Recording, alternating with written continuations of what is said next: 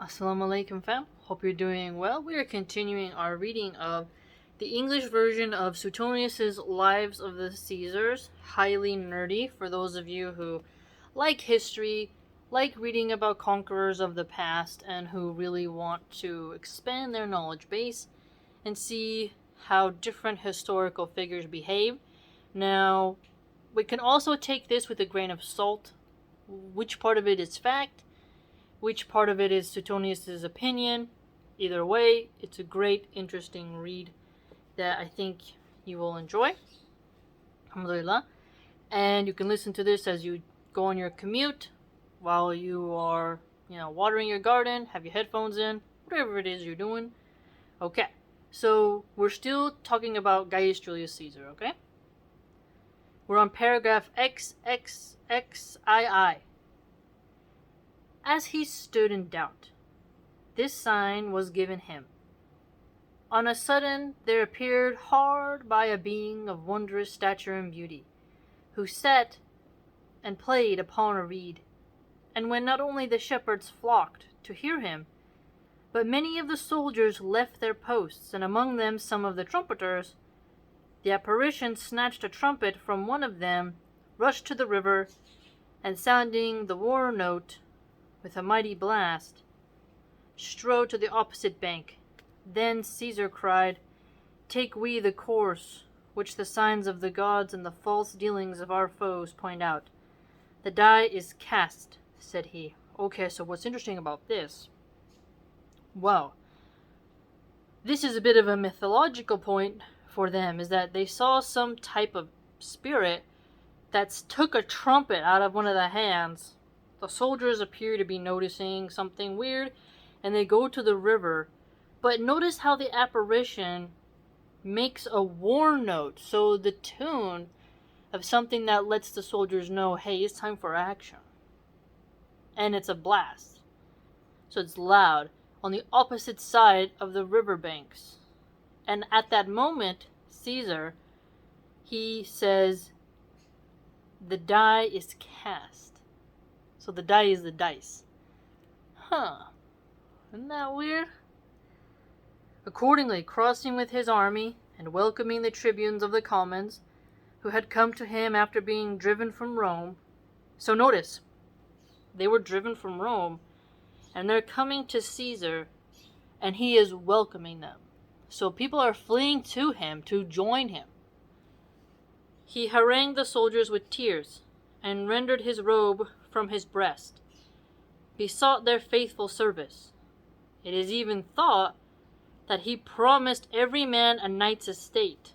So notice how they're coming to him, there seems to be emotion, and he's promising them a knight's estate, essentially meaning, property.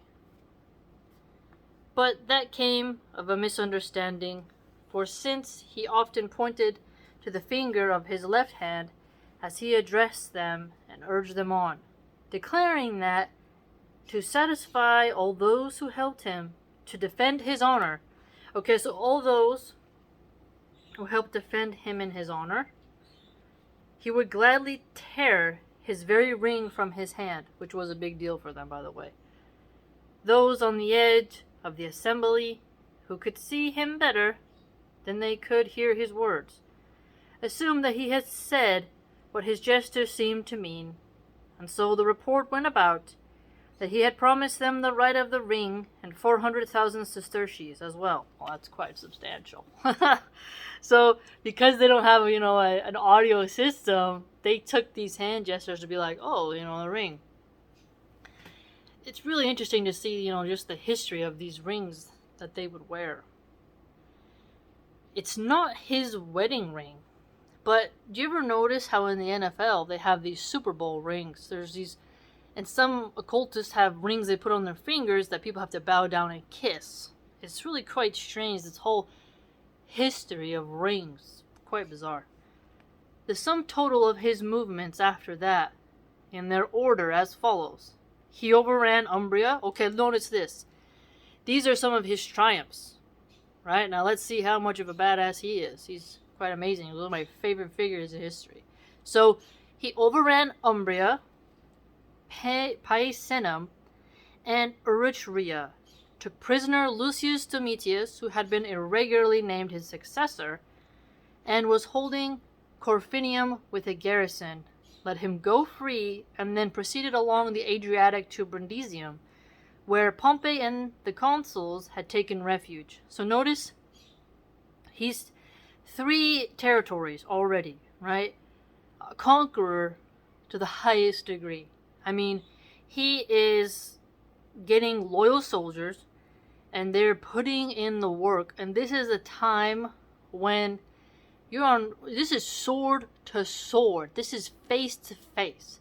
This isn't saying mean tweets on Twitter or talking smack and then calling the police and being saved. This is like, people are showing up, you gotta fight. So, patriarchy, masculinity, very valuable for the soldiers and for the people who lived in these towns. I mean, they lost. They lost. But, they didn't have a bunch of hipsters there. But if they did, they would have fell faster. But notice, getting overran is not a good thing. When a conqueror arrives with a fortified, dedicated soldier force who gets promised wealth, well, they're going to crush you so they can get what they want. Wow. Notice how it says that he let go Corfinium. Intending to cross the sea as soon as might be, after vainly trying to be every kind of hindrance to prevent their sailing, he marched off to Rome, and after calling the Senate together to discuss public business, went to attack Pompey's strongest forces. Okay, so here, him and Pompey are at each other's throats, right? They're ready to get, the fight on. Now, Pompey and his consuls are appearing to be upon flight. They're ready to hey, what's going on? And if you remember, Pompey used to be, married to Caesar's daughter Julia before she died. Now they're enemies. So as soon as she died, the treachery began. It's quite famous, in case you didn't know. Which were in Spain. So Pompey's forces are in Spain. I think a lot of us don't remember Spain and ancient Rome's connections with each other. It's pretty amazing, right? Marcus Petreius, Lucius Afranius, and Marcus Varro, saying to his friends, before he left, I go to meet an army without a leader, and I shall return to meet a leader without an army. Ha ha ha ha! Look at that. Okay, so those are the 3 dudes who heard Caesar say this. Look at that. Now, an army without a leader. So he's going to attack Pompey's forces, but it appears Pompey and the consuls are somewhere else. So the men are not behind their leader whom they're supposed to be fighting for, whereas Caesar never leaves, his group. They're kind of always with him and they're connected. This strong, garrison. Strong cohorts, essentially. Wow. And in fact, though his advance was delayed by the siege of Masilia, so we have another time here, siege of Masilia, which had shut its gates against him, and by extreme scarcity of supplies, he nevertheless quickly gained a complete victory. So he took on Masilia because he's supposed to pass through their gates. They said, nope, we're not doing it. And he had to take siege to it. He took it anyway, even though they had very few supplies. So the point of mentioning scarce supplies is, important because during a siege, you only last as long as your supplies, right? You have to be able to outstarve the other person. So the people taking siege to you, they're going to starve, or the people inside are going to starve. One has to give up. Right? That's what a siege is, essentially. So, Caesar took Masilia, Umbria, Picenum, and Etruria. Okay? And he's heading over to Spain to go spank some people. Right? Talk about a busy, busy man. Returning thence to go to Rome, he crossed into Macedonia, and after blockading Pompey for almost 4 months behind mighty ramparts, finally routed him in the Battle of Farsalas. Okay, look at that. Battle of Farsalas. So he blockaded him 4 months. Ramparts are written about in a lot of poetry, by the way. Followed him in his flight to Alexandria, and when he learned that his rival had been slain, made war on King Ptolemy. Oh, okay, look at this. This is a very important part. So, Pompey loses at Farsalas. So, King Ptolemy, brother of Cleopatra, he's younger than Cleopatra. He goes there to get, aid. But it is said the Egyptian ruler who was descendant of the, Ptolemy was one of the soldiers in Alexander the Great's army. So that's why Alexandria is called Alexandria, because Alexander the Great, they went there and they chop his head off and present it to Caesar, and Caesar's upset, right? So, when they say when his rival had been slain, he made war on Ptolemy. I really want you to think about that. Caesar is at war with Pompey, you just saw. He has conquered cities to get to Pompey's forces. He wants him. You would think that he'd be like, hey, I like you, Ptolemy, for taking out my rival. But he doesn't. He doesn't like the way in which this betrayal occurred. And he doesn't like the way in which the Egyptians switched sides. Right? You can think of it from Ptolemy's perspective. Hey, Pompey's just been routed. He lost the Battle of Farsalas. Caesar he's conquering. Hey, let's, do this action. Maybe this will appease Caesar and we can have favorable relations. But didn't work. Can you imagine? I mean, history is amazing. Once he learned that his rival had been slain, made war on King Ptolemy, whom he perceived to be plotting against his own safety as well. A war in truth of great difficulty, convenient neither in time nor place, but carried on during the winter season, within the walls of a well-provisioned and crafty foeman. So well-provisioned, that's good. While Caesar himself was without supplies of any kind and ill-prepared, victor in spite of all.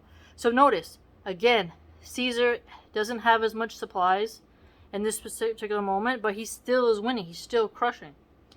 He turned over the rule of Egypt to Cleopatra and her younger brother, fearing that if he made a province of it, it might one day, under a headstrong governor, be a source of revolution. So, notice how when Machiavelli talked about you can install your own people to rule in your name, that it will keep them from revolting. Here you see Caesar doing exactly that. So, Cleopatra, she sleeps with Caesar and with Mark Antony, and it gets killed by Augustus, Octavius, Caesar's adopted nephew. In the end, well, she commits suicide with the snake or whatever, but still, she was pushed to do that because Octavius was getting ready to crush her, right? Didn't like the rebellion that her and Antony were leading, but he wanted to give the power over to them instead of making it a province, right? A vassal. They're going to make it a vassal to give supplies. Grain, especially. Egyptian grain for Romans was essential. From Alexandria he crossed to Syria and from there went to Pontus. Spurred on by the news that Pharnaces, son of Mithridates the Great, that's a cool name. Pharnaces, son of Mithridates the Great, had taken advantage of the situation to make war, and was already flushed with numerous successes. Mithridates is quite famous, yes. I wonder if there's a book about him. But Caesar vanquished him in a single battle within 5 days after his arrival. Oh my gosh. Okay, so Caesar has just defeated Pharnaces. So overall, right now, Umbria, Picenum, Otria, the siege of Masilia. I mean, he won the Battle of Farsalas. He's given Alexandria to Cleopatra and Ptolemy. And now he's defeated Pharnaces. How How much winning? Of course people love him. Of course people see him as a soldierly, strong-arm role model for Rome. This is amazing. I mean, Joe Biden poops his pants and can barely talk, right? And social media has to censor just to keep his reputation strong. Imagine a leader like this who fought on the battlefield. If America could have a Caesar like that. Wow. Amazing. Just non-stop winning. Not babbling, poopy pants. Joe Biden. Wow. Just so amazing. A single battle. And 4 hours after getting sight of him, often remarking on Pompey's good luck in gaining his principal fame as a general by victories over such feeble foemen. Then he overcame Scipio and Juba. So here we have Scipio, another enemy. So let's write that down. Scipo and Juba. You'll hear their names mentioned in history, so keep mind of that. Who were patching up the remnants of their party in Africa. So they went to Africa, right? And the sons of Pompey in Spain. Perfect. So you see so much winning here. Wow. I mean, is there any reason why we don't understand how,